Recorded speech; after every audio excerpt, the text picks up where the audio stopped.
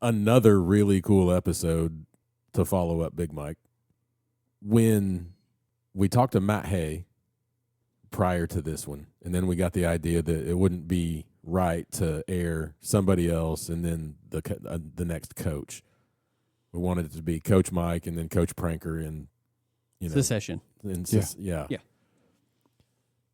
And I thought, what would have been cooler was interviewing them together, like having them here at the same time. I think we should do that. And I think that'll be great in the future if we get a chance where all of us can sit down and we have the setup to do it. I think that would be awesome. Yep. But I thought it was almost going to be a disservice not interviewing him at the same time this time until he said the exact same fucking words about Big Mike that Big Mike said about him, and he hasn't even listened to Big Mike's podcast yet. Yeah. And that made interviewing them separately so cool. Like, it made it so cool.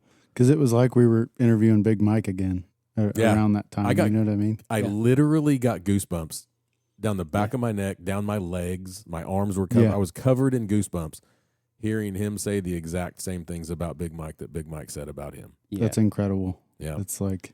That's the true friendship that those guys have. That's the true friendship, and that's why the gym runs like a well-oiled machine. 100%. That is why AForce is what AForce is, the mutual respect that those two dudes have for each other. Yeah.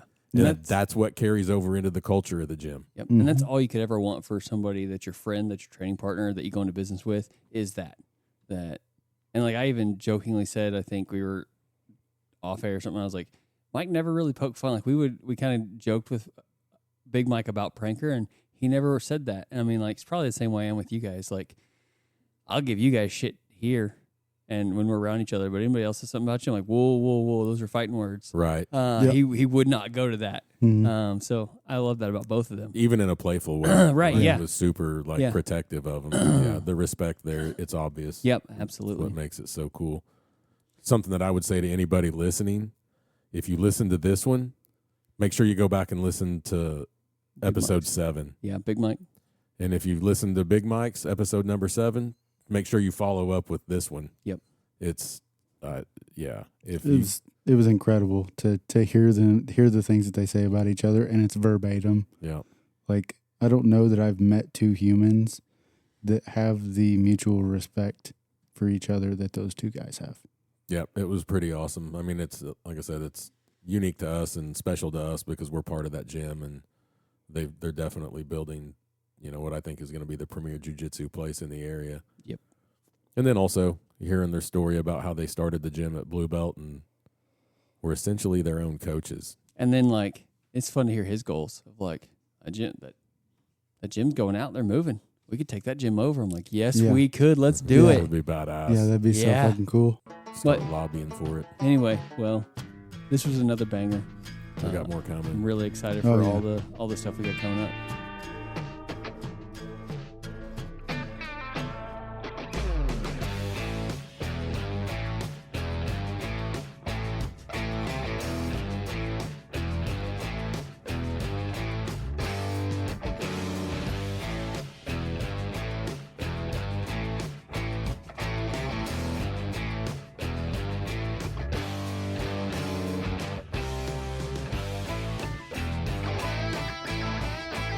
All right, so we're just going to start this kind of way we did everybody. Like I said, zero pressure, but... Tons of pressure because the last episode was really good. Did you check listens or anything today? Nope, but I'll do it before you leave. I am curious. I am genuinely, super curious because it's still getting stuff on Facebook. All right, man, so see, is it getting easier to hear yourself talk? Yeah. Okay. Yeah, it shouldn't be a tough thing. It takes a while to get used to having ears on and hearing yourself. Was it a little awkward for you at first? Yeah. First podcast? Yep, first podcast. Really? You started off doing this. I'm doing like, this. so we're gonna put your hands in your armpits and we're just gonna hang out there. Yeah, I was guilty of stuff like that at first too. Yeah, but man, that first table sucked though. Yeah, it had those different mic things. This is like iteration number 5 of this setup. But all right, man. Well, we'll just start. Number 1, thanks for coming. Yeah. Thanks for limping down the stairs. Yeah. Getting along pretty good on that knee. But, man, our goal is we had Big Mike on last week, and we got to hear the origin story of him and AForce, and we just kind of want to hear your side of it. You've heard me tell him he's the face, but you're the brains of it. So kind of download your brain. You can start wherever you want to. I know kid growing up, but whatever you want to talk about. It's floor is yours. Yeah. Well, thanks for having me for one. This is my first podcast, so a little nervous, but we'll make it through. But yeah, I'm a Kansas boy, so born and raised. Baxter Springs, Kansas. They don't even have a hospital there no more. So, But you have a pretty good tractor supply. yeah. Oh yeah, They have a good tractor supply. Yeah, it took over the old Walmart. Yeah. Yeah. Yeah. That's actually pretty new. Actually, it's not been there too long. It's a nice one. Yeah. But from Oswego High School, I went to school there anyway. I think my main sport was basketball. I would have never guessed with the Michael Jordan tattoo. Yeah. On your shoulder. Yeah, I got that in like 99, I think, when I was in college, actually. One of my buddies wanted to go get a tattoo, and he's like, here, I'll pay for it. I was like, I don't even know what to get because I hadn't even thought about getting a tattoo. So I was like, I don't know what to get. He's like, well, you like basketball. Of course, Jordan is my favorite, the GOAT. So I figured, screw it. Let's do the Jordan symbol. So Is Jordan still the GOAT? I was just getting ready to say that. Is Jordan still the GOAT in your eyes? I do think Jordan Me is still too. the GOAT. I was just going to try to push buttons, but I can't really do it. I think the closest one to him is Kobe Bryant. Kobe, me too. Yeah. And then as much, I hate to say this, but LeBron's up there in the top 5. Top 5, all right. Oh, LeBron's a straight gangster of an athlete. I just don't think he has that thing that Jordan and Kobe had. Yeah. I'm not even a basketball guy, but he's not a killer like they were. Yeah, he's yeah. No, I wouldn't put him in the top 3 though. Okay. Sure. He'd be my top 5, probably my 5th person. Now, who's your number 3 and 4 then? Larry Bird. I would have to go Shaquille O'Neal. Oh yeah, Shaquille. I'd have to go Shaquille, probably a 3, probably, just because I think he's the best center we've ever had. Yeah. And then I would probably have to go with that's a big one. I don't know. I'm still debating. There's several good ones there I'd put above LeBron. I'd probably have to go with Curry. Yeah. Look, we could push LeBron down to like 10, I think. If Yeah. Yeah, Dave Robinson's good center. He could be in there yeah. too. I mean, there's a lot of good guys that could probably push LeBron down, but LeBron's got a lot of points and got a lot of, I don't he's see a how monster. I don't see how the argument's even real, but like to argue him or Jordan. Because Jordan did the things that he did on like 7 less seasons than LeBron's played. Yeah. Well, defense was way better back then than it is now. Right. There is no defense now. Yeah, there's no defense now. And it's like college, they play defense, but when you get to the NBA, it's like they just stop. It's like there's no defense. I mean, you see the scores are hitting hundreds in the third quarter. Yeah. And it's like, wow, man, like play some defense. Like, Yeah, back then it used to be big to have a 100-point game. Yeah. And I always look, you look at these playoffs games, I'm like, man, if you guys would just D up, man, you guys could probably just win these games, And it's just a matter of like who scores the most points this game. Yep. As far as get 120, 130, Yeah, whoever shoots last is probably going to win Just it. shootouts. Yeah. Yeah, Jordan did all his stuff on like 6 or 7 less seasons than what LeBron's played, though. Because he retired that first time. What did he sit out? A year or 2? Jordan? Yeah. He set out a year, I think. He won 3, and then he Took a break. for a year, Played baseball. Played some baseball. and then came back and won another 3. Won 3 more. Yeah. And then retired again. And then he stayed with the Bulls. He didn't do this jumping around like LeBron did. Right. If somebody builds a team and builds a spot for you, then you slide over there and play. And then and recruiting, other good players. Yeah. And, Yeah. Jordan just played with, what he had at Chicago, which was a but pretty they good did lineup. build a dynasty. They did. Yeah. And I mean, Scottie Pippen and all them, they had some good runs. I missed that days back then watching the NBA play and, Michael Jordan. I got like a ton of his basketball cards. I need to go back through again because I probably got some that are worth some money. Oh, yeah. So I've got some cards in my truck right now that I was going to take to one of the dude's card shops at the gym with Seth. oh yeah. Because AJ sells Pokemon cards. He doesn't even sell like Let's see. I don't know sports anything cards. about. I don't know what the world's fucking come to whenever you ask somebody like, does your card shop sell baseball cards, basketball cards, football cards? No, dude, we just sell Pokemon cards and stuff. I'm like, Gay. Like, that's ridiculous. I can't believe that's a thing, that there's that much demand for it. Yeah. He has a brick and mortar store for Pokemon cards. I didn't know Pokemon cards were making a comeback. I didn't know they were a fucking thing in the first place. Oh, yeah. I didn't either. Oh, yeah. I didn't either. I just thought it was baseball, basketball, football cards and stuff like that. It's crazy.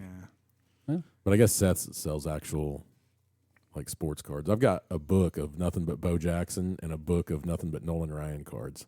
Yeah, I met Dude. Nolan Ryan. Yeah. Nolan Ryan cards. Yeah. I met Nolan Ryan in a little ranch outside of Mount Vernon. Really? Chad Miner had a friend that was, I guess, he was working at that ranch, and he was told Chad he could come out there, and Chad said he could bring a friend, so we went, and I actually got a picture with him, and I had a plaque with Bo Jackson Nolan Ryan was throwing a pitch to Bo Jackson, and Bo Jackson hit the ball and hit him in his face. In the mouth, yeah. And he signed a card and this big old plaque. Really? Signed 5 baseballs. Yeah, that's badass. Dude, that's super cool. Yeah, he's gained some weight, and he's a pretty tall guy, about my height, and he's super nice. And I think he bought like 10 bulls. He had like 2 big old semi trucks. He's a cowboy. Like, Yeah. I mean, he's a real country boy. Huh. Yeah, he was super nice. It was a cool experience. God, he was tougher than truck stop steak too, man. Like getting hit in the mouth with that ball Bo Jackson hit back at him, just a hard comebacker. Like it had like one hop and hit him in the mouth. It wasn't a line drive, but he picked the ball up and threw out Bo Jackson on that deal. Yeah. Which is hard to do anyway. I'm sure he could still throw in the 90s. Oh, at his yeah. age. Yeah, he's 75 or whatever he is now. Can probably still bump 90. Yeah, I watched, Not literally, but like he could still Yeah. throw. I watched that Nolan Ryan documentary on Netflix. Mm-hmm. It was crazy because they were talking about like how hard he threw, but like in his prime, they didn't have the guns or whatever. Yeah, the And way they said measured was different. Yeah, they said the way technology is now, back then Nolan Ryan was throwing about 108 miles an hour. Yeah. That's fucking crazy. Yep. That makes me wonder if that's accurate. They took the old technology and compared it to today's technology and calculated the differences in the way they measure the speed, and they modern day converted to like 108 something. Jesus. And what's the world record pitch right now? It's like in the 104. Or, Yeah, I mean, not, it's like it's not that. it's not close. Yeah. I mean, it sounds like just 4 mile an hour, but like Yeah. 4 mile an hour in that realm is a That's bunch. huge. Yeah, Yeah. it's huge. And they talk about how. Have you watched the documentary Fastball? No. It's fucking incredible. Did you play baseball? Like, so I don't know what the best pitching you ever saw was, but like it talks about what it takes to hit just a 90 mile an hour fastball and how it should be almost physically impossible to do it because of the time it takes, like to like for the brain to process, the release point of the pitch, pick up the spin, your brain to process it, start the swing in motion, adjust your hands and the bat, like all of the things that go into hitting a baseball. Like you shouldn't be able to do it at 90 mile an hour, and you got guys hitting 100 mile an hour fastballs. Yeah, but at 100 mile an hour, you're literally going from where his arm's coming across his shoulder, and that's where you're roughly guessing is where he's going to I swing. guess. I mean, I've never seen it. It's mind boggling. That's why you start when you're able to walk. Yeah, And that's why they see start these that kids at pitch. 4, 5, and 6 and just ingrain it in them. Build your way up on them faster pitches. It's like it takes a 90 mile an hour fastball about the same time to go 60 feet 6 inches as it does to blink your eyes. golly. Yeah. That's I like crazy. how he's talking basketball and being from Southeast Kansas, and then we get in the weeds on baseball. We talked about Nolan Ryan. Yeah, we I did. mean, Nolan Ryan. We got to get to jiu-jitsu at some point. Well, we got to hear his background. We got to hear Oh, about yeah, his yeah, Jordan yeah, tattoo. yeah, yeah. We're- Oh, that's, yeah. that's where we're starting. That was when I 99 and when I was in college. But to go back a little bit, I lived in outside of Oswego. Kind of went to a little grade school there in Bartlett, Kansas. Not much there.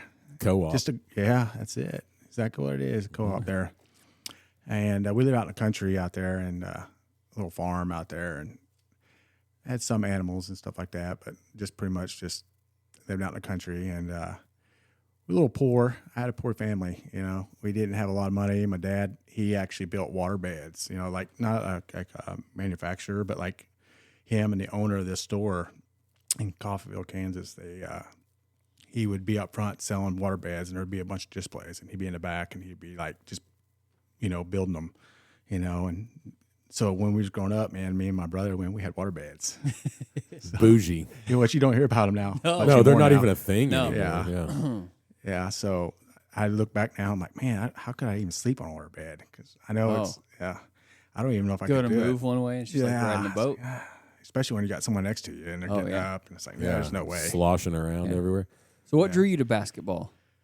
Well, baseball was my first love. I played a lot of baseball, and then like I was 5'6" probably in my sophomore year in high school. I wasn't very tall. I think I was like 100, maybe 13 pounds at 5'6" or something. I was a little big guy. I was not very big at all. Yeah. Colton size. Yeah, my senior year, I was 6'2", and I got to about 185 pounds. So I hit a growth spurt. So I kind of grew into it. I liked basketball, and I played, but I really got really good at it pretty. And my junior, going into my senior year, I started getting pretty good at it. I was like, I'm pretty good at this. I may be better at basketball than I am baseball. And I wasn't bad at baseball. I mean, I played shortstop, played outfield. I still play slow pitch softball here and there. Nowadays around here. So Probably not on that knee anymore. no, yeah. And matter of fact, basketball might have been the reason why this knee got hurt, or start of it anyway. I think I played basketball on a Monday, and then Tuesday at the gym I hurt my knee. So it could have been. The doctor said could have been a possibility that it could have been both of them started it. So Really? yeah, but that's all right. So I like to play, but getting older now, it's hard to do that.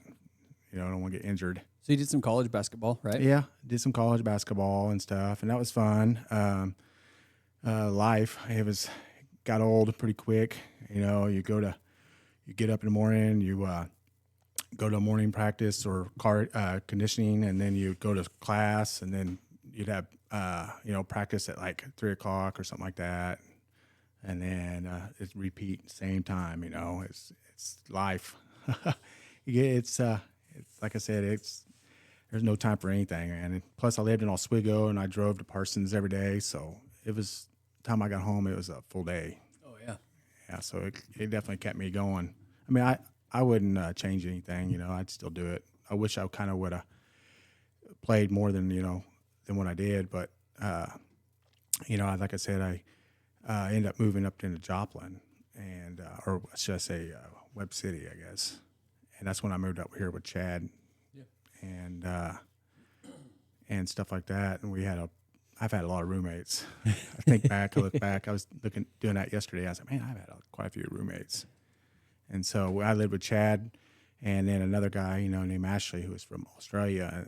And Chad and Ashley, they were like pilots, so it was pretty cool because, they decided they want to go somewhere. We just go down to Joplin Airport and just like, all right, go. So we went to Chicago, and we went and watched the OU basketball game against Missouri State, and OU, Norma, stuff like that.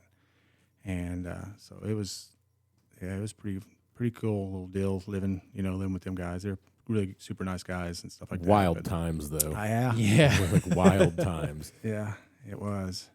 But anyway, yeah, I played basketball, and after that, I ended up, like I said, I moved here, and then pretty much, I can't really say when I got into it. I guess I've been doing it for it's probably 16 years almost. So when I was 30. So did you meet Mike before jiu-jitsu, or did you meet in jiu-jitsu or in jiu-jitsu? So I lived down the road from a gym, and I've been wanting to go in there.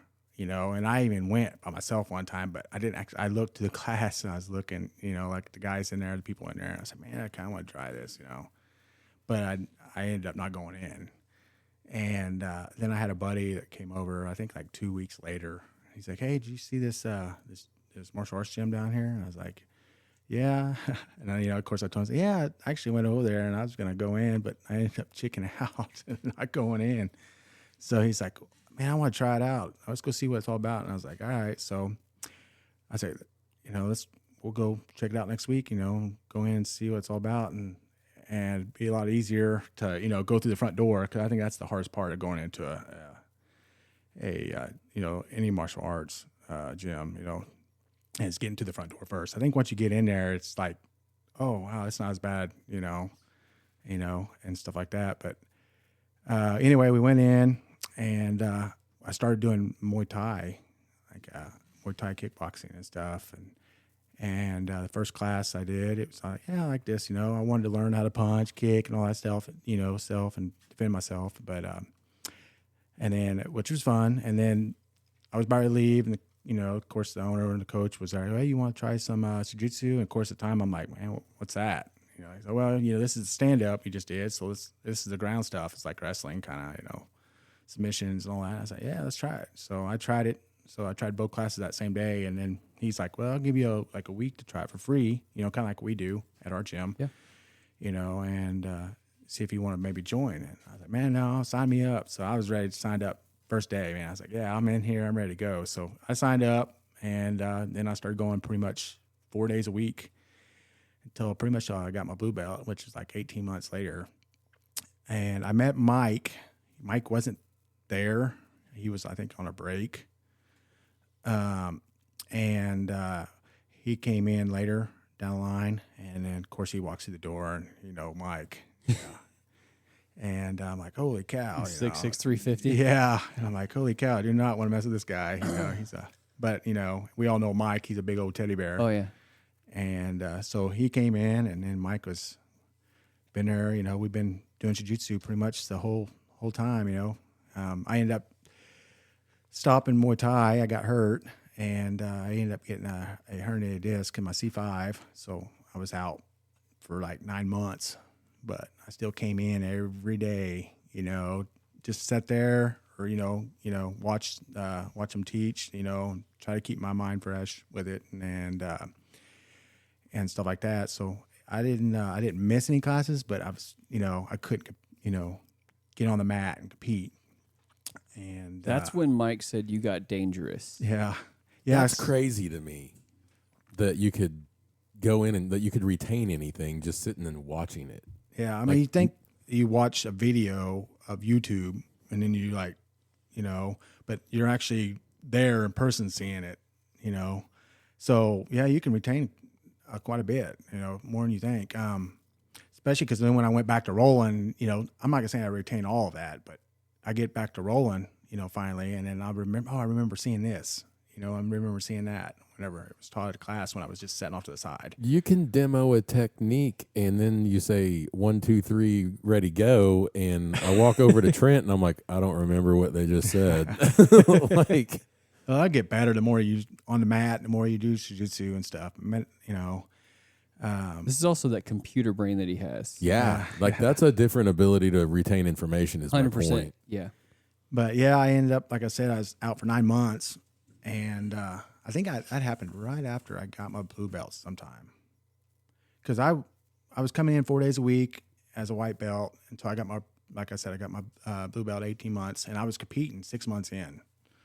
And That's crazy. yeah, and I'm a kind of I'm an athlete. I think I am. Yeah, you are know. athletic. So in like 6 months in, I'm sitting there competing, and, you know, I'm going against blue belts, you know. And I'm tapping these blue belts out. And I'm like, man, you know. So were you in good shape then too? Oh yeah, yeah. So, I mean, like you're. Yeah, I was in good shape now. Yeah.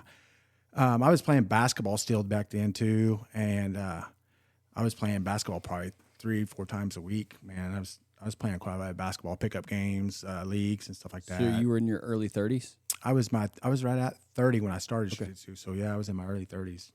So I was like 31, 32, you know, in that range. So yeah, I was 6 months in. I'm sitting there competing, and I didn't even know if I wanted to compete, to be honest with you, because I have a problem with competing. And I think what helped me out the most with the competing part later down the line was Big Mike helped me out quite a bit of it. I don't think he realized it, but, you know, he knew I was nervous and I was scared, and I was like, you know, and I was just he said, just got to keep doing it. The more you do it, the more relaxed you're going to be, the more you're not going to be stressed out as much. And you're just going to, you know, eventually you're going to get used to it, and you're just going to love it, you know, and that's pretty much exactly what it's done. You know, I have first few times I competed, I'm nervous. I'm freaking sweating already. And I'm like, and then when you get on there, you're so nervous, you're not even thinking, you know, so you don't do as good as you should because you're so stressed out and so nervous and all that stuff. So I know like my first couple matches, I was like, and then eventually I started like clicking a little bit more, and I started getting a little bit less nervous, and I started competing, and I started doing really good. And then I was tapping out blue belts, and stuff. And I think one of my first competitions I did, or one of the competitions I did, I was beating a couple blue belts, and then at the end of the competition, it was over, and this blue belt, his coach was a brown belt, and he came up and asked like one of my coaches that if he could roll with me right then and there. Like, I don't know if he had something to prove or something. And then, of course, I'm a white belt, and about ready to roll this brown belt. And I'm like, yeah, sure, I'll roll. I mean, if you beat me, I don't care. I don't got nothing to lose. Of course, he, we went at it. I took him down, and he tapped me in like literally, like, it wasn't even 30 seconds, And I was like, yeah, he's a brown belt. So, but yeah, I love competing now. Like, I mean, going all the way to like Master Worlds right now. And I mean, going there and seeing all thousands of people there competing in front of everybody. It's just like, the first time I went there, I was a little nervous, I'm not gonna lie, but I was like, that's a lot of people. It's fun, it's a blast, and getting experience that. I recommend anybody that does jiu-jitsu, doing that. At least going to Master Worlds or a big competition like that, at least once, and experience it. It's a blast. I plan on doing it as long as I can. Yeah. I know I'm gonna do it this year. I hope. I mean, the plan is, that's what I've been. Barring injuries or something. Yeah. Get this injury, this leg injury, after the surgery taken care of, and get healing and stuff, so I can get back to full training again. Yeah. I thought this year was going to be really good for me, just because, I competed in Springfield. I did really good, so I was like, man, got me all excited. I was like, this is going to be a good year. I'm going to really put a lot of work in. I'm going to, get ready for Master Worlds and do some, the camp in New York in August and stuff, and I'll be ready to go. So, but yeah, it's been fun. So you and Mike met each other in jiu-jitsu, and then when did you guys make the great idea to, we're going to go start a gym? Well, the gym we were at, they decided to do away with jiu-jitsu. Well, he'd been telling us they're going to be doing away with it for a while, and eventually he said, all right, guys, I'm going to do away with jiu-jitsu, or we're going to do something different, and I was like, well, I love jiu-jitsu. There's no reason for me to stay here, because, that's what I really want to do, because at the time I wasn't doing any more Muay Thai. And so I was like, me and Mike started talking. He's like, man, we can maybe, I don't know, start our own gym or do something, And then we started talking to, like another member at the gym there, and Cesario, and he said he had a place that we could put some mats in, or already had mats, I think, and that we could start training, starting there. And we pretty much moved over to there, and we started, pretty much it was like not very many of us, 3, 4 of us, and we just train, and we didn't like charge anybody, or really, we were just probably a good spot to keep training jiu-jitsu pretty much. That was there by Mucho, Mexico, right? Yeah, right there in the same building at the end there. Yeah. So why was the original gym that you were training at, why were they going to do away with jiu-jitsu? Was it not catching on at that point? I don't know. I'm not for sure. I didn't really. I thought it was. To be honest with you, I think, in my opinion, if he would have stayed with it and kept. So going, what? That would have been like 2011, 20. So that was when. So let's see, I was. Yeah, probably been. So it's like when I was 32 almost, 31, somewhere in there between 31, 32, I think it was. I can't remember what year that would be. Okay, so BJJ hadn't UFC was around, it was still going, but it wasn't like it is today. No. Yeah, back then there was no black belts around. Yeah. I mean, there was, the closest one was like, there might have been one in Springfield, but I think we're talking like Kansas City. There was no black belts at all. Yeah. So how'd you guys get hooked up with Tim? Andre? Yeah, you call him Tim. I always call him Andre. So we actually, when we were at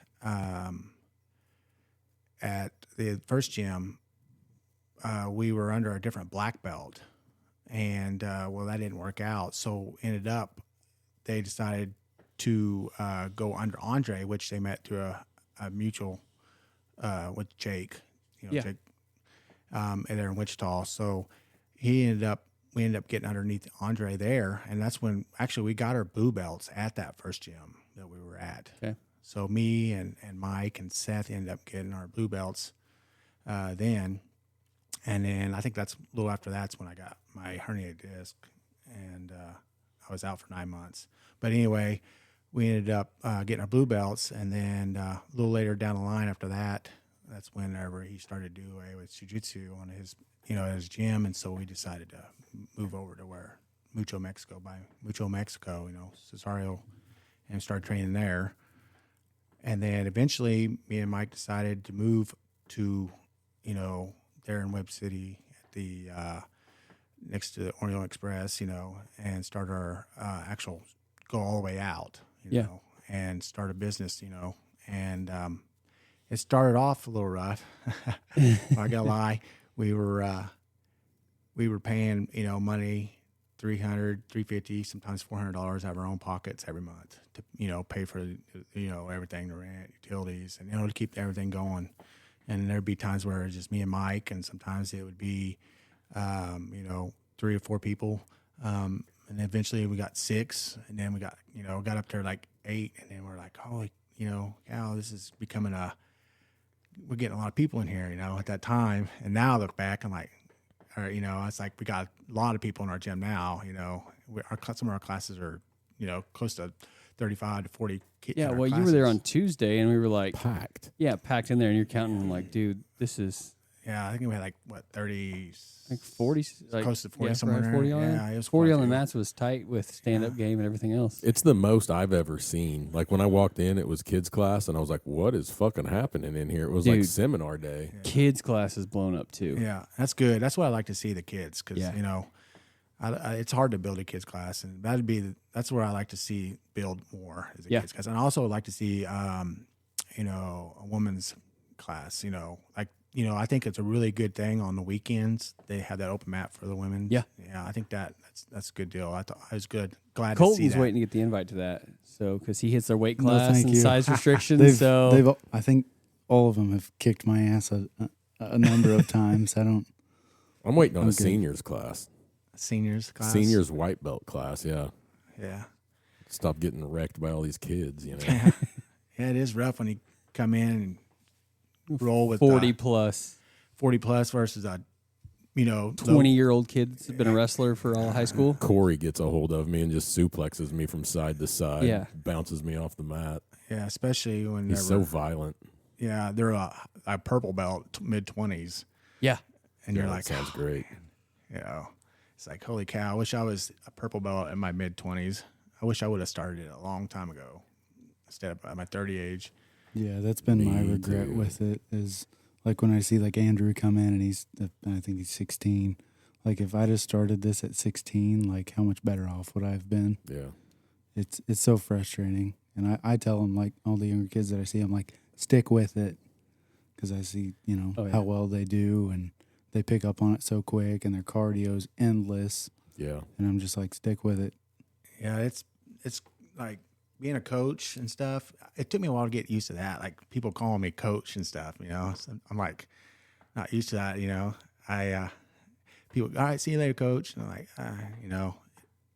but I think one of the things I like the best about gym is our gym and Jiu-Jitsu period though is about the people you meet, Oh, no question. Yeah. Yep. Mhm. And I mean, yeah, and I get to travel, too, and meet, new people, and some of the badass, like badass people that are mean or like, can fight and like, kick anybody's ass. And then the Brazilians. Yeah. Yeah. And super nice people, Oh yeah. And no offense, but like some people you like think before jiu-jitsu, like, oh, you're like, we see people and we judge people. Oh, yeah. Everybody does it. I hate to say it, but you like see somebody and like, oh, I'd never hang out with that guy. But then the next thing you know, you're in the gym and you guys are doing jiu-jitsu together and you're getting along, and completely different lives, and you just get along fine and everything's, all dandy and everything. So that's one of the toughest things for me personally is I'm kind of prickly with people, and then you add a profession on top of that makes me even more prickly probably. A lot of judgment happens, but then like by the third time you slap and bump with somebody, you're homies. You don't care if he's got a felony or whatever it is, or it just reeks of weed or anything. You're just... It's just a completely different environment with the people. Yeah. You don't have to have a lot in common to get along in there. Nope, you got one good thing in common. It sounds super cheesy. Like if you have jiu-jitsu in common, for the most part, we're going to get along just fine. 100%. Yep. And we don't have to have anything else in common. Nope. Yeah, same goal. Just get better and beat each other up, Yeah, don't die. I'll catch some flack over this one, but you can put it on just leave it in here. Marco. Oh, yeah. It was one so when I first started at the gym, sorry, Marco, but you can give me shit about it whenever you listen, bud. I like you just fine now. I was looking at, people you may know on Facebook came up, and I was like, oh, that's that Marco dude from the gym. So I go to his Facebook page, and the ICE agents were in Miami, kind of where he's from, and he was talking about ICE agents being in the area and telling his Hispanic, family, friends, whoever, to be careful. Like, and he said something about, which I completely fucking disagree with. He's talked about, like, basically, I don't remember exactly the way the post was worded, but something about, he's Hispanic first. And I was like, you're a fucking American. No, you're not. Was my feeling about it. I was like, fuck this kid. Like, I don't like him. That was my initial thing. He's the nicest fucking guy ever. Dude, super He's chill. a fucking great dude. Yep. I might not agree with his politics. I might not agree with his perspective on things, but this is a perfect example of what we're talking about. Like, I'll sit on the mat. I'll roll with him. Like, we can have completely different political opinions or, whatever. And I don't fucking care, because when we're in that gym together, we're suffering together, we're training together, and I respect the fuck out of him for it. 100%. I mean, that's what jiu-jitsu does for people that, if we have jiu-jitsu in common, we're all right. Yeah. So that's the perfect example. Yep. All right, so I'm going to rewind you back. Yeah, we're gonna go in the weeds. We're It's fine. This is jumping all over the exactly what place. Mike did. Big Mike did too. So, what were some of the struggles? I know you said, "Whoa, we had struggles." What were some of the struggles of? I call it the little gym, AForce 2.0, whatever you want to call it. But whenever we were in that small place there, Before we moved to the place we're in now, yeah, struggles. COVID was a struggle. Yes, yeah. So we're trying to build, get bigger, so we don't have to pay out of our own pockets, and so we're, then we hit COVID, which, to be honest with you, I thought, I'm not gonna lie, I actually thought COVID was going to probably be the, Death of it. yeah.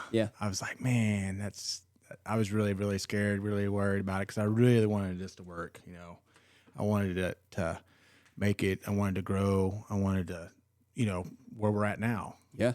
I did not think that at that time, I was like, that's what's going to happen, So I figured this is going to kill us, man. I was like, golly, because, they had the restrictions going on, and we can only have so many people, and we had to be spaced out so many far apart. I'm like, golly, and we get, 6 or 7 guys there, which, when we were there during COVID and we had the restrictions, I felt like we had more people there, to be honest with you, just because we were all spaced out. I don't know if nobody had else, didn't want to stay home or something, I guess, probably. And they just wanted to come in and stay active or something. But anyway, we seemed like we had more people. So I was like, well, this is good. We can, we're not getting hurt, and then when we finally was able to actually do more and more, and and I was like, all right, so we're going to make this through. We're going to make through this, and we might be all right. And so, which I was glad, and our gym started to build up, started getting bigger and bigger. And then of course we started outgrowing that spot, and that's a good problem, and I was like, then, me and Mike are thinking like, man, what are we going to do?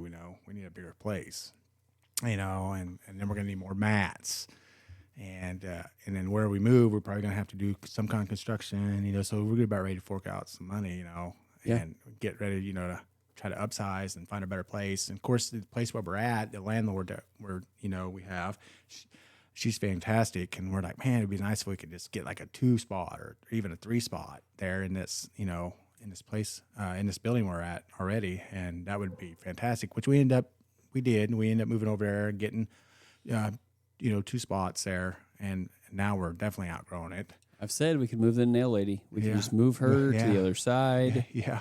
Take a 4 side and just be good with it. I'm pretty sure she's the best friend of the owner of the building. Yeah, I don't think she's probably moving. But. Yeah, and then so we also knew that like the bicycle shop, we didn't know how long they were going to be there. I know we've heard that they may be, retiring or something like that. We didn't know how long it was going to be, so we may be like, we may wait it out and see if they move out. We may take, they got 2 spots, and then, we could, we'd like to get. I think, in my opinion, we need like 3 spots. I think we need 1 more spot. Or 4. Yeah. And I would like to go like 4 spots, like, 3 or 4 spots. And then I would like to have weights myself. Yeah. But I don't know if Mike's a big fan of doing the weights. I know it's a lot more to it on a business, when you get into the weights. Or you need like a 60 by 100 building. Yeah. I know like 24 is moving out of theirs, but I guarantee you that's expensive in that. Probably expensive. But they have like 3 big spots. Yeah. That would be such a great location, though. It would be. Better That would parking. that would be incredible. And have 3,000 square foot of mat. Oh, dude. The big bathrooms. Yeah. All kinds Showers, everything. That'd be perfect. I bet the rent there would be way up there, though. You never know unless you try. Yeah. You just grow into it. Yeah, keep the tanning beds and the Oh, that's recovery right chairs. up his alley. You know he's after that Keep the tanning bed. recovery chairs. That Colton will be perched that at the stuff. front desk like a fucking buzzard on a wire, just waiting on him to come in. maybe Yeah, and then when I go lift weights, I'll be there with you. it's hard out here for a pimp. lifting weights. I'm like, man, this place would be the perfect place. Yeah. It's even set up. We wouldn't even probably have to do that much construction. Yep. But Probably have then- to take that middle wall out, maybe. yeah, and then in the back of my head, I'm like, it'll never happen just because I know it's, expense. The rent would be. Dude, you say it would never happen, but look at what the humble beginnings were and what all the things that were stacked against you to get to Yeah. where you are now. That's true. You started a gym in a garage on puzzle mats, Yeah, bro. You yeah. never thought We this did. was going to happen. Yeah, that first one at Mucho, Mexico. We ended up, there were puzzle mats, like I said. Yeah. And then I ended up going and getting these mats in Wichita that I bought. From Fox? Yeah, yeah. I drove all the way down there and loaded them up in a truck, brought them back, and it was perfect timing. I was like, wow, man, this could have, it was meant to be because these mats went on sale at the same time we're, starting this new place, So we ended up getting those, and we thought the mats were awesome. Now we've got newer ones, and those I think are, I don't even know where they're at. Well, there's 2 of them right there, There's one in my utility room. and there's 3 of them over at the PD. Yeah, oh, really? Yeah. I didn't know if Randy got some of them or not. I think he's got 1 or 2 pieces too. Randy's got some other different kind of mats in his spot. Yeah, but we took some of the roll-ups whenever we were cleaning did we? that building out. We took them over there too. Yeah, and then we ended up getting the new ones and laying those down, and then we got, now at the new place we got wall mats that which is nice. Yeah. Which I was like always wondering if we was ever gonna get wall mats. I was like, man, we need to get wall mats, but Yeah. We're going to have you get close to that mic so everybody can hear you there. Oh, yeah. See, I took their wheels away because they would wheel back away from it. Oh yeah. I even took my wheels away now. Nazi dictator. Yeah, this fucking guy. But yeah, All right, so let's talk new spot. I'm not trying to cut you off, but Yeah, I'm trying to point you in a direction here. So let's talk new spot. You got into the new spot, and what I always brag about, I brag to them. Jiu-Jitsu is fun because I bring my friends, but I bring my friends because it's a safe place. We've said it, if you have Jiu-Jitsu in common, you can do it, but you guys have worked really hard, and I say you guys because it's you, Big Mike, and the people that are kind of the leaders of the gym that just control that culture, or not really control it, but that cultivate that culture, that kind of keep it going and keep that focus? How did you guys determine, like, I know we heard Mike's story with his buddy. I think he said, what, you remember his name, Ryan or something? Whenever he first started, that he's like, man, this is what jiu-jitsu should be, and kind of how he built it. But like, what's important to AForce culture or jiu-jitsu culture in general to you? Yeah. So, but I like a place where you could go. Like if you have a bad day, you know, and you're like, oh man, you know, you can go there and you can just let it all out, you know, and you can not have any stress, and you can just, you know, not think about all of the bad stuff that's happened to you that day or lately, you know, and you can just completely, you know, just think about jiu-jitsu. Yep. And also interact with, you know, all your friends at the gym. It's like a second family to me, you know. 100%. I've met, like I said earlier, you know, good thing about jiu-jitsu is all the different people you meet. You know, you meet a ton of people, and so that's like, I want our gym to feel like it's a, you know, a place to get away and a good place to like, you know, go have fun and you can get in shape and whatever you want to do, you know, do jiu-jitsu.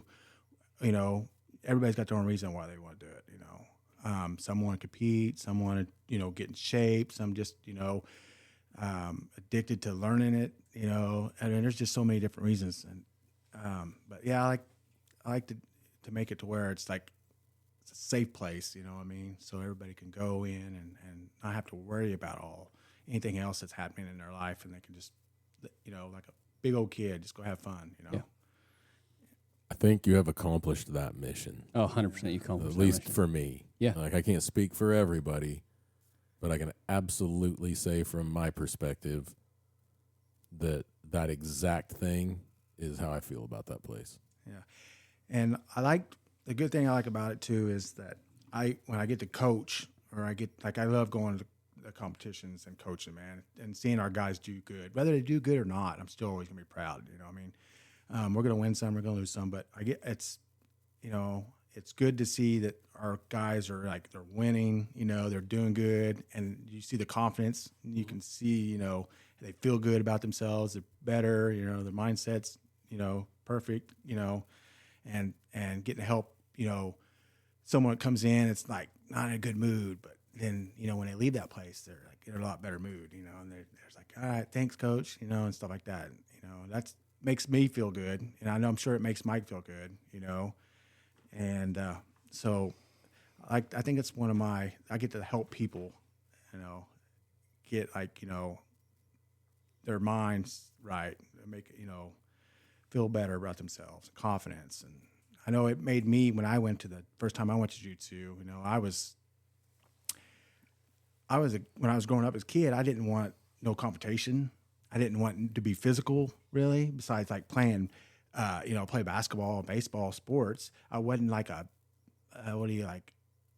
didn't go around a lot of people, you know what I mean? I wasn't like I'm not saying I wasn't a people person, but I just kind of, you know, I had a couple of my friends, and I was fine with that. So I went out of my comfort zone when I first started going in that gym. So I went way out of my comfort zone. I never thought, I look back still and go, I never thought I would be doing like jiu-jitsu or you know, any kind of martial arts like that, because I didn't want to fight. I didn't want to be. If I could see where I was putting myself in a bad spot, where it could have been like out in the street, or even, you know, back when I was a little kid, putting myself in a bad spot where maybe someone was going to try to start something with me or something, I would just walk away and leave. You know, but I didn't want to So being in jiu-jitsu, I never thought I would ever be doing something like this. So I really went out of my comfort zone to get through that front door. And like I said, it was the hardest part for me, was to get through the front door. But once I got in, it was the best decision I ever made. You know, and like a lot of people say, man, it has changed my life. You know, and I'll do it until the day I die. So I don't know about compete, but I will, you know, train and coach as long as I can. So it's fun to hear what's important to you and important to Mike, because like you, that front door thing, like Mike, it's like once they get in, how they kind of get settled in. You, it's like that front door, that impression that they get, because that's the tough part. Mm-hmm. Was it you always say, Matt? Everybody says the toughest belt's getting your white belt. Just I don't think getting, I always say that. no, you've mentioned that before. Yeah. Oh, well, I think I've seen it in the Gracie Yeah. videos. The hardest belt to get is your white belt. Yeah, Like, yeah. less people have a white belt than. Yeah, it's just getting through the door that first time. But like, you look at your mark on the culture, and maybe you don't get to sit back and see it, but your mark on the culture to me is that stands out as that's important to you. So when people walk in, it's kind of normally a race. Like you see the guy that comes in the first time and has that blank look of like, oh, what did I walk into? Where am I? Here's a desk. There's nobody here. What do I do? And it's normally kind of a race. You, Randy, Justin, everybody just kind of flocking over like, hey, man, how are you? Hey, what's going on? What can we do to help? And then, okay, yeah, getting settled. Sometimes they stay for the first, and sometimes they leave and come back.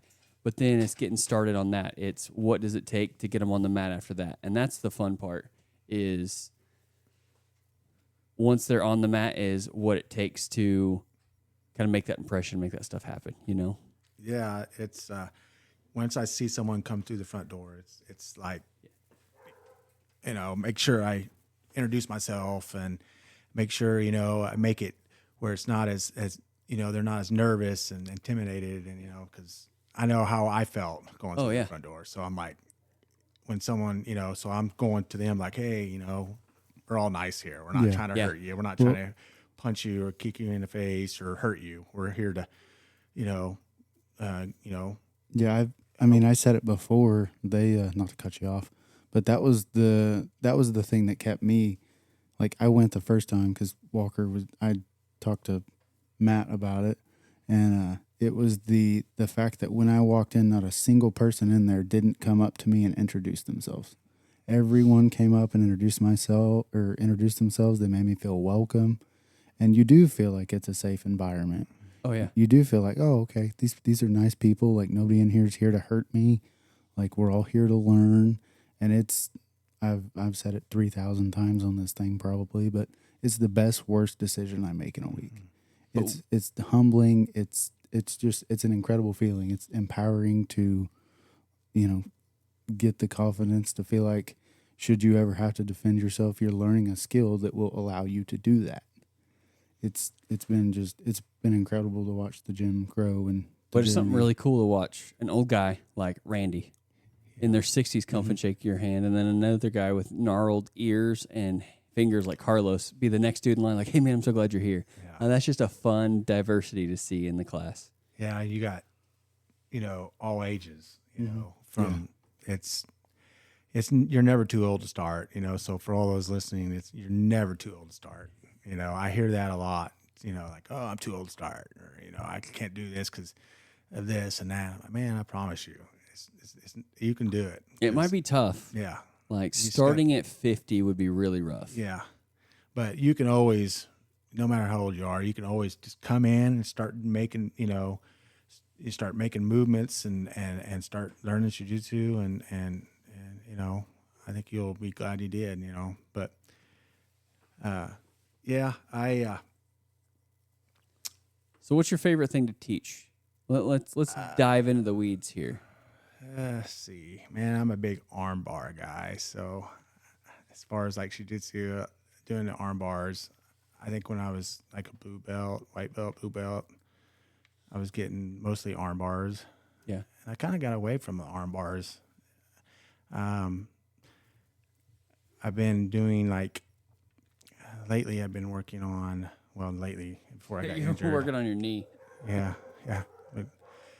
That's the only bad thing about jiu-jitsu is the injuries, which don't happen a lot. I think this is like my worst injury I've had probably. I mean, I had the herniated disc, but I didn't have to have surgery or anything. Yeah. What'd you end up doing to your knee? I did tear my meniscus, and then, you know, so I had to have surgery, which, you know, I didn't even know I really... It's orthoscopic surgery, right? Yeah. Like 3 little holes in it? And I have two. Yeah. Laparoscopic. Laparoscopic. Yeah. That's the word. Yeah. But, yeah, I mean, I haven't had really that many injuries really introduced. I think I've dislocated a couple fingers a little bit, which I just put back in place. It was just dislocated. Yeah. And then, you know, my knee, tearing my meniscus. And then the herniated disc, I think. So I haven't had but a couple. Yeah. Not too serious. So, I mean, that's part's what sucks about jiu-jitsu is sometimes, your opponent, you can have injuries. I mean, but you can do that in any sport, Yeah. basketball, baseball, whatever. You can do that just walking down a curb. You're getting out of bed. Yeah. Yeah, depending on how old you are, sometimes that happens. Yep. I don't really so much hurt myself getting out of bed. It's like the act of sleeping that fucks me up a lot of times. Yeah. That's what I was about to say. So you're fine when you get in bed and you go to sleep and you wake up in the morning and you get out of bed. You're like, oh, what did I do? That 8 hours I was supposed to be doing nothing hurt me. Yeah. Yeah. I wake up, felt like I split wood all day or something. Yeah. Yeah. That sucks. Getting old sucks. That is a fact. Can't relate. Yeah, You no will. joke. It'll happen. come to you eventually, Oh, yeah. and it's It'll gonna hit me hit like a all at ton of once. bricks. Yeah, Oh, it yeah. will. You're already all twisted up like a withered piece of beef jerky. Like, imagine in another 20 True. years, like, I probably won't even be breathing. you're but not it's the most fine. limber thing around now. No, I'm pretty brittle. Make So you've fun of always me. kind of taught Wednesdays. That's kind of been your day. Mm-hmm. What is your philosophy on teaching versus Mike's philosophy on teaching is very different. You are very, I'm gonna say it, and then I don't mean anything by it, like almost robot smart. But you're very this. Oh yeah, let me tell you this. Yeah, I had definitely tried to hit like the smallest details to make like that, the overall technique, better. Like, so I'm always focusing on that. So if I let's say if I don't go, I do watch videos here and there, So like, I'll just tell you, and I'm sure people make fun of me about this. When I watch a video, I will watch a video, probably the same video, like maybe 10 times. Okay. So I will watch this video. I'll watch it as a whole first. This is how I go about it. I'll watch it as a whole. And then after I watch it as a whole, the second time I watch it, I'll watch, okay, I'm going to watch where the right hand is. Then I'll watch where the left hand is. I'll watch where the feet are at, or I'll watch, where his hips or his head's at. So I'm watching this video 10 times and focusing on different parts of the video every time I'm watching it. So then whenever I go to like try this out or do something or teach it or something like that, then I'm like, okay, I know the head's here, the arm's here, it's just watching a video 1 or 2 times. I can get the whole overall, technique, but sometimes, oh, my hand's not here. And then he escapes or loses it, So I watch, that actually makes a lot more sense when you say it that way. I've never thought about watching a video like that. It makes a lot of sense to watch the video like that. I still wouldn't be able to retain that information. Yeah. Hearing about when you got injured and you came in and watched. Mm-hmm. Mike talks about that in his episode. I don't know if you've listened to his episode yet or not, but Some of it. he talks about it in there and how he said that was when you got dangerous, was when you didn't get to train. You just had to come in and watch. Yeah, that probably where I probably got more technical, probably. Yeah, 100%. I would say. Yeah, That I think blows that's my exactly mind. what he Yeah, said. I believe that's his Yeah. exact words. He said you got more super technical. Yeah.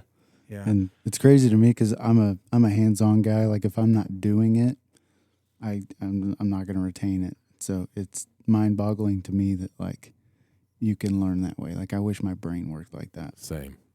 Yeah, I remember when my first 6 months, I was beating blue belts, but I was beating blue belts with my strength. Yeah. And then if the match lasted longer than a certain amount of time, I'm like, oh man, You wore out. yeah. Yeah. And so like, okay, I'm going to get beat now because I just used all my energy and all my strength. And so the first 6 months, and then, I was using all my strength and everything. But I mean, technically, like I said, whenever I got injured and I was out for 9 months, which it was hard. It's still hard now dealing with a knee injury and at the gym and not be able to get on the mat. Like I thought you were going to on Tuesday. Man, when I you were wanted like to. getting in there, I was like, oh, Yeah. don't screw that knee up Yeah, yet. no, I got that little thing in the back of my head telling me just, stay off the mat. That's why I don't get on the mat. Try not to get on the mat that much because once I get on the mat, then I'm like I'm ready to go. In it. Yeah, and I'm like God, and I don't want to get down and like show a technique and then like hurt my knee again or something. So that's why I kind of stay. I haven't been at the gym as much lately, because of I don't want to get on the mat and then do something. So I'm a little bit scared of that part of it. But I think, like I said, my knee's healing. Eventually, I'll be ready to go. and stuff. But yeah, but I don't know. Well, I hate injuries. I know that. So how have you managed? Because I know, like, talking to Big Mike, he went from his appraisal stuff, insurance inspection, whatever he did, and he eventually came to a point where he gave that up. And you have managed a full-time job, raising a kiddo, and running a jiu-jitsu gym. How have you managed to do all of that? Well, so like, yeah, Mike ended up going full time with the gym, which, which is great, helped build the gym. And he's done a lot more work than I have. I got to give it to props for Mike, man. He's been the best business person I've been with. I mean, golly, I could sit here and talk all day about him. I know we bicker back and forth sometimes, but, that is what it is. But at the end of the day, it's go home, come back, and start another day. But I couldn't even imagine having another business partner other than Mike, man. You know what's so cool about this? Is he said like almost verbatim the same thing about you? Did he? Yeah.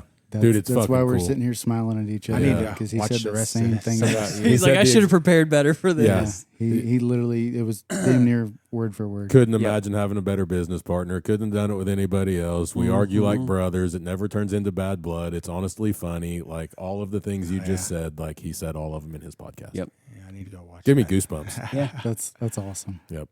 Yeah, I couldn't. Oh man, I don't know. I could sit here, like I said, and talk about him all day.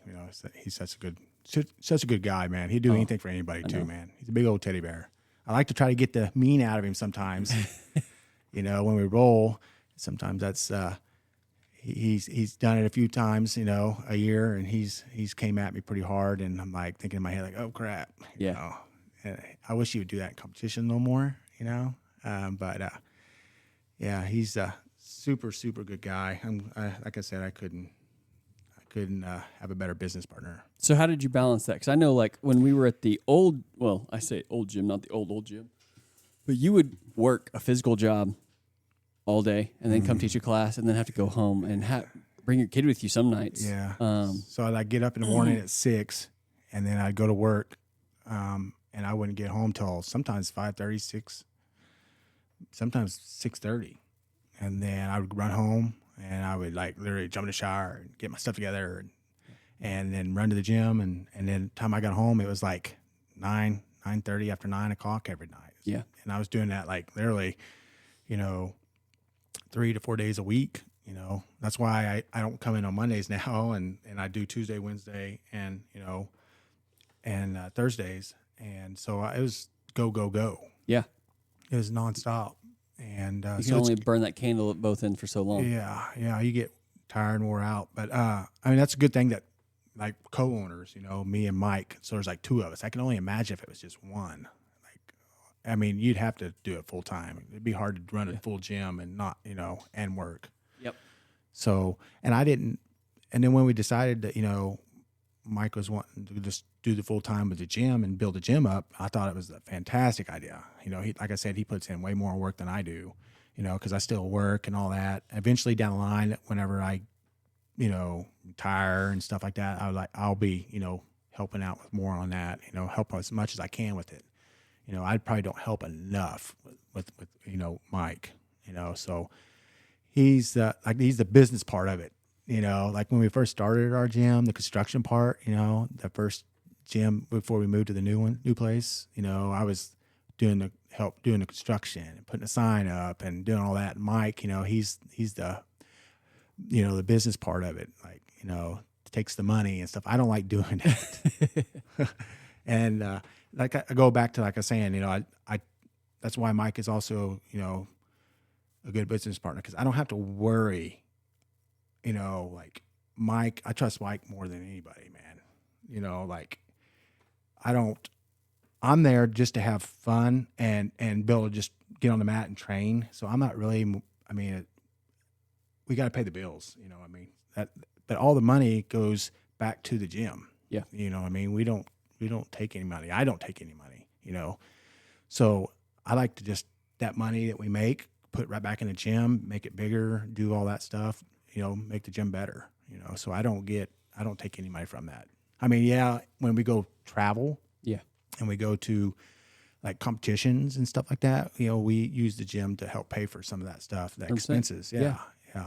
So, but as far as like I said, we don't take any money as far as like, from the gym, like personal every month, so, you but guys have invested a lot of money and time and sweat equity in that gym. But it was worth every, penny and, and all the time we put into it. I wouldn't, like I said, I wouldn't ever change it.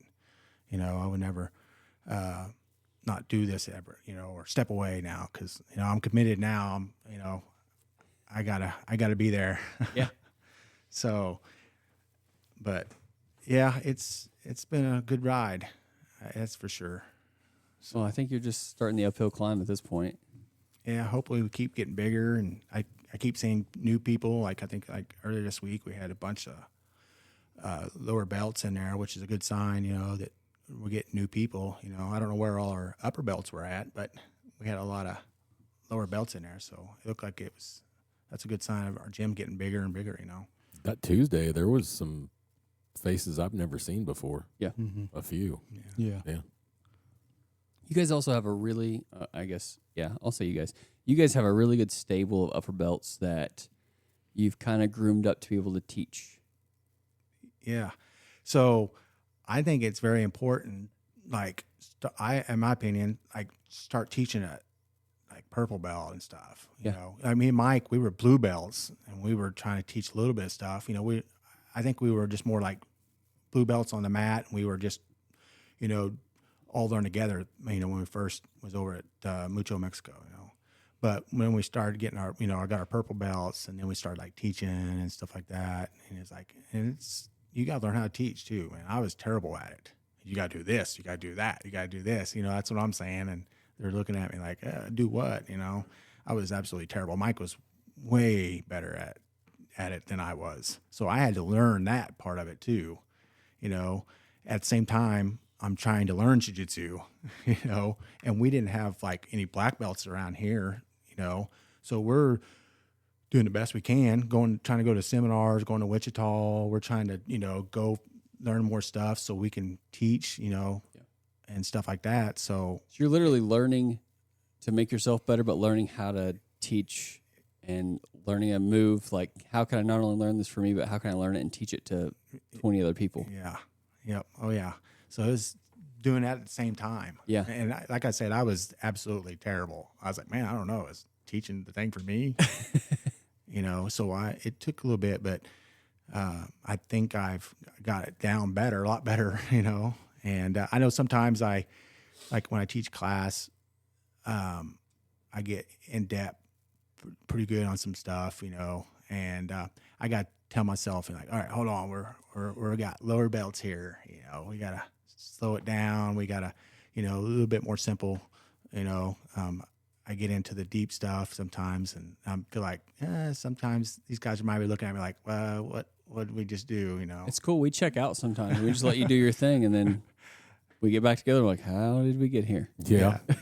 So a question I have, and I've always had this question, because I've heard you guys talk about how in the beginning you guys opened the gym as blue belts. Like, you were the instructors at that point, and you're training how many days a week? Like, yeah, we were training 3-4 days a week. Okay, so you're teaching 3 or 4 days a week without like when you don't have an instructor and you're just a blue belt. How did you make the progression from blue belt to black belt? Well, you can only go to so many seminars. I mean, we train 2, 3, 4 days a week, most of the people in the gym. So yeah, so whenever we were at the first gym, we were doing the Gracie combatives. Okay. And it's like our gym had this card, and there's I think 27 lessons. Mm-hmm. And I ended up buying the DVDs, Gracie combatives DVDs. I've got them. I think they use a lot of them in the military. They did the combatives in the military. I don't know about now, but anyway, so you go through these lessons one time, all the way through all 27 lessons, and then you would get like a stripe on your belt, and then you would go through them again, start all over again. That's what the gym we were first at, the first gym I was at, did. So you would go through them like, 3 times, I think, 4 times, and then you'd be ready to test for your blue belt. Right. But when we got through them all, I think that's when we was in the transition into like under different black belts. We went through because we was under I can't remember who the first black belt was under, but we ended up going anyway. We got to Andre, and then that's when we ended up getting me and Mike got our blue belts, and Seth, because Seth's been training with us for a long time too, which it was good to see him get his black belt. Yep. And so it was us 3 because he got his blue, we got our blue together, and then me and I think he got his purple actually before me and Mike did. So he was there when we got our purples, which we didn't even know he was going to get our purples. So when we got our purples, then we're all 3 there. So we've took pictures with each other all the time, with all his purples and all that. But anyway, we ended up getting our brown and our black, and I got pretty much me and Mike got our all the way from white, blue, purple, brown, black all together same day. Yeah. So I think Matt's question was, how did you get the coaching to like? What coached you from blue to purple? It was, I'm not gonna lie, I was, like I said, we'd try to have Andre or Jake or somebody, and then it was just literally watching videos or something like that. I was watching videos and stuff like that, and then just taking it, and like I said, I'd watch videos 3 to 10 times, and then go back and start drilling it, and then start trying to teach it. And then you end up in front of Andre, at some point, and he sees the improvement. He's like, "Well, you're a purple belt now." Yeah, he would come and do seminars, and then he'd roll with us, and then we were putting time on the mat, and like I said, he'd roll with us and see where we're at, and then he'd say, "Okay, we're ready to give them their purple belts." That's wild. They're ready to get their brown belts. The level of dedication that had to take, like individual accountability. Oh, yeah. To watch videos, practice those techniques without a coach there to go to be breathing down your neck a couple times, 2-3 times a week or whatever.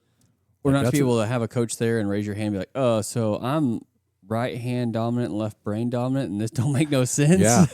Yeah, I couldn't imagine wild. like coming up as a white to blue all the way up and having a black belt there the whole time, like showing you this stuff, or or teaching you stuff. Somebody that's been there doing it for 10 years plus, actually showing you technique from the time you start as a white belt till you get all the way up to a black So you guys belt. will get them as black belts. I got purple and brown and now black belts. Yeah. So you started when we were purple belt. 2017, yeah. Ended 2017. Yeah, which we were teaching pretty good at purple belt. Oh, yeah. So, But you still didn't have a coach there every day showing you how to get from purple belt to brown belt. No. You had to figure that out on your own. Mm-hmm. That's fucking wild. Yeah. That's wild. I've still said that to them, like, even now, like, how do you get better as a black belt? Because you've really just got to go to seminars, and you've got to be super tough on yourself. Like, I have to learn every single day or have a set aside time, or you could easily just get complacent in what you know. Yeah. So now I'm a black belt, so I don't watch videos as much as I used to because when I first started, I was all about it. So I was watching videos all the time, and half the stuff 3/4 of the stuff I didn't even retain because I was watching so many different videos. And so, I forgot what I was even talking about on that part. So I think where you were going is that you don't watch so many videos now because you don't need new shit. You're making the stuff you have better. yes, I think is where working you were on going. and that's what our gym does. We try to build a really good foundation. A lot of stuff that me and Mike show, and even some of the other belts that like I was saying earlier, brown belt and the purple belts that help us teach, or fill in when we're not there. Teach the basic stuff, because you got to have a good foundation. If you don't have a good foundation, you can build, it's not going to do you any good. I always go back, even when I do a competition, I'm always going back to my basics. That fundamental basics. Yeah. You can hit a scissor sweep on a black belt, and you learn it, day 1, day 2, when you're a white belt. You can still use that stuff. It's just a matter of the timing and all that stuff. So Oh yeah, we always push the foundation, the basic stuff. That's all we teach. Yeah, we have a really deep and wide foundation, I would say. Yeah, I think that goes to what Ian was talking about last night when we were just having the mat talk about how different gyms promote differently. And he said that where he didn't start at AForce, did he? Who? Ian? I'm not sure. No. I think he so. said No, he came in. I think he went to. He came in wearing a blue belt from, where was he from? he Idaho came or from something? Idaho and then maybe Kansas City or somewhere. Maybe. But he said the gym, I think the gym where he started or a lot of other gyms will take you really fast from white to blue and then pretty quick to purple. And then it's like a slow process from brown to black. Yeah, so it took. And he said we tend to be a lot slower in that foundational phase. Like the promotions take a lot longer from white to blue than a lot of other gyms. But our fundamentals typically are really good compared to a lot of other blue belts. I remember when he first walked in that day as a brick shithouse of a man. He had a blue belt tied on, and he walked in, like, ripped that thing off, apologized to Mike. He's like, man, if you have a white belt, I'll put it on Trey. And Mike's like, sure, whatever you want to do, man. Really? Yeah. Yeah, so like I think it took me a little over 10 years to get my black belt, and I think I think it took me 18 months to get my blue belt. But then when I was a blue belt for a while, and then I think we were even a purple belt even longer, like 3.5 years before we got our brown belt. 2017, you got him in 2019. Yeah. So we were purple belt for quite a while. Yeah. And then we didn't even, like I said, it was a surprise. Oh, here's your brown belt, and then I don't think we were a brown belt for a couple of years. I think it was. So I think it was around a little over 10 years for me to get my black belt. So for Mike, it was like 26 years for him to get his black belt. yeah, Gosh dang, hearing his story, like a white belt for 6 years, not because of lack of ability or, knowledge or whatever, but because of the way that the teaching was back then. Yeah, and he took some time off too, a little bit. He had some stuff come up, and he took some time off, so it took him a little bit longer to get to that point. He's still there, got there, and stuff. So, yeah, and then like Seth was, he's been training longer than I have.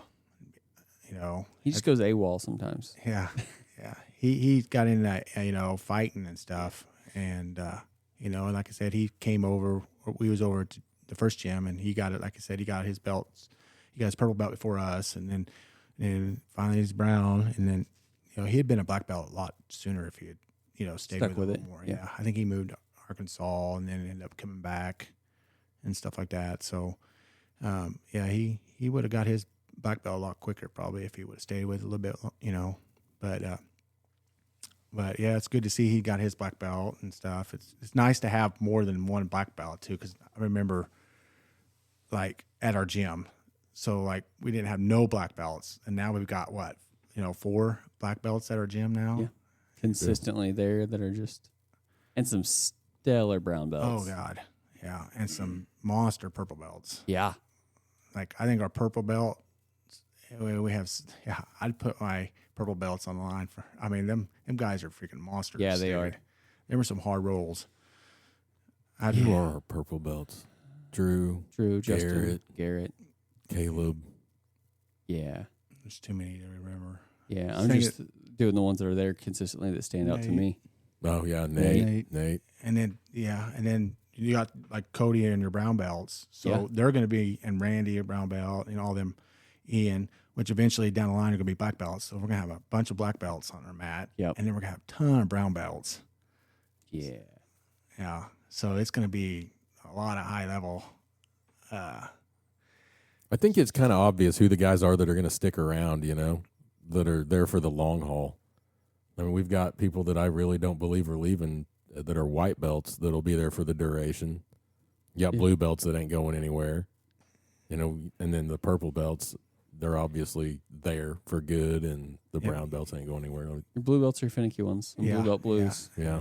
Yeah, I think once, like I told myself when I got my, when I got my purple belt, I was like, oh, I'm I'm working all the way to get my black belt, you know. And I'm not a big belt person. I'll get my belt when I get my belt. You know, when I got it, gave from, you know, my brown belt, black belt, and all that from Andre, I didn't care when I got it. I just wanted to be on the mat, train, get better, you know. That's all I cared about. I'm not like a belt person. Yep. You know, but it is good to like set a goal and see like, hey, I want to work to get my black belt, or I want to, you know, so, but yeah, I'm not like a big male belt guy. I don't think Mike is either. This is why you guys don't get stripes, because neither one of them care about belts. Well, and also we forget. We are we forget stuff too. I don't forget. I look at my belt every day with one pathetic stripe on it. I'm like, I suck that bad. Have you not heard Big Mike tell him the whole reason that he started this podcast was to get stripes, get promotions? I didn't start this podcast. Trent started this podcast. I'm just here. That was Mike's exact words to you. That is. That is one thing that probably me and Mike need to get better at is doing the promotions. We are not the best at that. We just don't think about it because we're not worried about belts, like you were saying. So we just train. I think what's interesting about that topic, and we've had this conversation a lot of times, is that people look at it two different ways, but I see it the same way. Like, if I say I want to get my black belt, I mean, you just said, like, you don't care about belts. They don't really matter to you. You just train. But then you said it's good to set the goal that you want to, like, get to your black belt. And Trent said that it's two separate things. So when I asked Trent this, do you want to get your black belt? And he was like, meh. And then I said, do you not want to be black belt good at jiu-jitsu? And he said, I feel like those are two separate questions. They are. I think so. How are those two separate questions? It's the same. He wants to be good at jiu-jitsu, but he doesn't care what belts. He doesn't care about the belts. If there was no belts in jiu-jitsu, he wants to be the best he can be at jiu-jitsu. Like, you know, I think that's two different questions. That is different. See, I don't see it that way. Like, let's say I walked in tomorrow to the gym, right? And you're like, here's your blue belt. I'd be like, get the fuck out. Like, no way. I don't want the next belt until I'm really ready for it. I want to be. You're never really ready for it, though. Well, I think the coaches are the ones that decide that. You have to have faith in your coaches when they make that decision. And sometimes you might get that belt and not think you're good enough for that belt, but you have to grow into it too sometimes. And you know, that's fine. Growing into it. I still think I'm trying to grow into the black belt. I mean, when I got my black belt, it felt like I was starting all over. Now I'm competing against black belts, like 5th grade black belts, and I'm getting beat. You know, I'm like, man, it's like a white belt rolling a real black belt. It's like that move from middle school to high school. Yeah. Kind of have to grow into it. Yeah, sometimes you have to grow into it. And then you got these ones that are just monsters, and okay, here's you're ready, you know. Yeah. You put the time in, you're that level for sure. Yeah, I think it's like that's wild that and it's people that I really respect that say they view it as two separate questions. Like, I can't say they're wrong. There's people you really respect, and there's me. Well, I respect you enough. A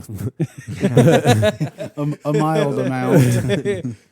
But the idea that it's two questions, like, it's the same thing to me. Like, I wouldn't want a belt that I didn't have the skill level to support it. I think it'll be fun to have this talk in 5 years and see where you're at. I wonder if your perspective's going to change. Yeah. Also on the promotions, like, when I was coming up, I was like, man, I didn't care about the belts, but I was like, I'd rather be a really, really, really good blue belt than a shitty purple belt. For sure. I think that's what I'm trying to say. Like, I don't want a belt that I don't earn just for the sake of being able to say I'm whatever belt. And then you get smashed by people that, you know, shouldn't be able to smash you according to belts or whatever, I guess. I don't know. It seems like the same question to me. Like, I want to get my black belt someday, but I want to be black belt good at jiu-jitsu before that happens. You know, they go hand in hand. I don't know. To me. Yeah. It's interesting. The perspectives on it are interesting. I want to be black belt level, you know, but doesn't mean you. Dude, how stellar would it be to be a white belt with black belt knowledge? Oh, God. Just go shit wreck everybody. Yeah. That doesn't even make sense. Yeah. Go compete at white belt with black belt knowledge? Well, that's why that one coach wanted to roll with you whenever you were fucking up his blue belts. So. Yeah, 100%. Because he was like, that motherfucker's not a white belt. They've been holding on to this promotion trying to get him one more. That's what was happening there. He wanted to feel it and then be like, oh, that's probably beat him in 30 seconds. He's like, okay. Oh, yeah, he belt. really is this. Right. Yeah. Yeah, it was a pretty. He's like, quick- I just quickly promoted my guys, apparently. Yeah. yeah, yeah. He definitely got me pretty quick. But Well, man, as you know, we have maybe you don't know, we have like a signature question of like, why do you do what you do? Why did you stick out the hard days of getting up at 6, going to bed at 9 or 10 o'clock, and to push through to owning a gym and coaching people? I think you did a pretty good job of answering it through the way. But anything else you want to add to it of like why you've stuck it out? yeah, I mean, like I said, I have my days where I don't feel like going in. You know, everybody has those days. They just don't. They want to go in, but I force myself sometimes to go in when I don't want to go in. And once I get in there, I'm glad I came in. You know, especially like afterwards, and I'm heading home, and I'm like, oh, I feel good. You know, I'm glad I went. I got that workout in. But like I said, going and hanging out with you guys and everybody, and our students and all the people at our gym, it's like I said, a place away from home and to get away from stuff, so it's stuff like that. It's like a second family to me. So that's like probably one of the main reasons. Of course, I love jiu-jitsu and I love to stay active and learn, and it's addictive to me. I want to learn more and more. I can't get enough of it, My mind wants more, and my body sometimes not the same, but yeah, I just want to keep, learning and like I said, going to the gym and just, spending time with all our students and stuff. I love being there. I wish I could be there a little bit more, with work, and then of course I have a daughter, so she keeps me busy, and sometimes on the weekends I have her, and I'm not able to make it to, some stuff on the weekends, but like I said, I love coaching and just, watching everybody get better. That's like, I can go compete and win gold, like double gold. Like I went, I think it was in Springfield, and did my elite and my division. I won gold, double gold and stuff, but I was more proud and happier for my students that day that won. You know what I mean? Like if I would have lost everything that day, I would still been really, really happy, just because I was able to see my students just literally go in and just, do great, win gold and do really good and stuff like that. So it's good to see that, the work that me and Mike put in to help try to make you guys better. And you guys do the work, you guys show up and you drill and stuff like that. But we teach you guys the technique. Oh yeah. And stuff. And then when seeing you guys, what you learned from us and going out there and then put it, having some of the guys that compete or even on the mat there at the gym, watching you guys roll. Cause I watch you guys roll, Mike watches you roll, and see how good you guys are getting and seeing, when you get in the spot, what you do and stuff. So seeing that, and I love that. I love that part of it. So being a coach, to be honest with you, and teaching, man, I think I love that more now than I actually do actually like competing and actually on the mat myself, to be honest with you. That's been the fun part for me, is I've got to watch you go from the athletic competitor to you and Mike both to really just kind of fall in love with coaching. Yeah. And Mike selfishly said he's never been into competition. You're kind of the competition guy that runs that side, but still it's been fun to watch you kind of come into your own, and both you guys. Like you look at us and we're able to bring home, the comp team is able to bring home a lot of medals, saying we're one of the better gyms as far as people showing up, medals won. Mm-hmm. That speaks volumes for you guys and what you're willing to put in and give. So what question you guys have? Man, I just have more of a statement. You talk about wanting to build like the safe, welcoming, fun, family-like atmosphere, build that around jiu-jitsu. You've created that for, I know us. I mean, the three of us absolutely love that place. It's turned into home away from home. Yep. I absolutely love it. I have friends there. We might not be barbecuing together all the time or anything like that, but like I said that about Marco, we're completely different in a lot of ways, but like that's my brother whenever we're on the mats. Yeah. And that applies for everybody in there. You guys have built something different than anything I've ever been a part of. I've played football, I've played baseball, I was involved in sports growing up. And this is a completely different thing. It's a completely different environment, and you've set out and I think accomplished that mission. And I think that as the gym continues to grow, the vision that you guys have for the gym, you know, even beyond the jiu-jitsu, like kind of wanting to do like the fitness type thing, you wanted to have weights and all of that stuff. I think it turns into basically jiu-jitsu mecca for the area. I think you have a vision that's going to swallow up. It's going to be the jiu-jitsu spot, the premier jiu-jitsu spot in Southwest Missouri. Yep, I'm here for it. Mm-hmm. Yeah, I think we are one of the bigger gyms now. We used to be not, you know, near the biggest gym, and then we used to be a gym that you didn't even compete.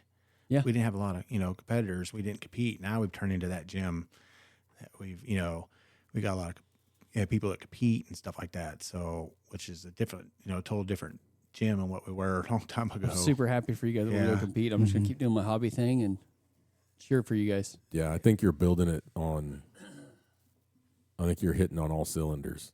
It's not any one thing. It's not because it's a badass comp gym. It's not because it's a badass this specific thing or that specific thing. It's just really because you've got the fucking culture good. right. Yeah. Yeah, Yeah. I try to be that gym that, you know, you got everybody comes in to do jiu-jitsu for different reasons. We can, hey, if you want to compete, we can help you with compete. If Yep. you want to come in and do just for fun or for in shape or whatever, we can, you know, we can help you with all that Cater stuff. to everybody. Yeah. Yep. Colton, what do you got, buddy? I couldn't have said it better myself. Heck yeah. I mean, the culture is, I don't know what I would do if I didn't have the gym at this point. Just the people I've met, the jiu-jitsu that I learned, like it's all top notch. I couldn't ask for a better place to go and get strangled by my friends. And I don't think we could, like, as a whole, I can personally say, I'll speak for all of us, I don't think we could ask for better coaches because, like, you and Mike pour it out every single day. Yep. Some days we're checked out. We've had a long day at work, and I don't want to listen to every piece of how to do a triangle. But I still learn it, and you still push it, and you push me to be better every day. So I appreciate that. Yeah, thank you. Absolutely.